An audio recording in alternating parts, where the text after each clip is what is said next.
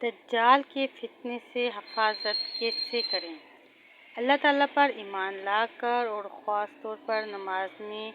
دجال کے فتنے سے پناہ مانگ کر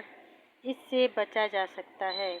ایک روایت میں ہے کہ جس نے سورہ کہف کی 10 آیتیں یاد کیں تو وہ دجال کے فتنے سے محفوظ رہے گا، اور ایک اور روایت میں یہ الفاظ ہیں کہ تم میں سے جو شخص دجال کا زمانہ پائے وہ سورہ کہف کی شروع کی آیتیں اس پر پڑھ کر پھونک دے۔ نماز میں اللہم انی اعوذ بک من عذاب القبر واعوذ بک من عذاب جہنم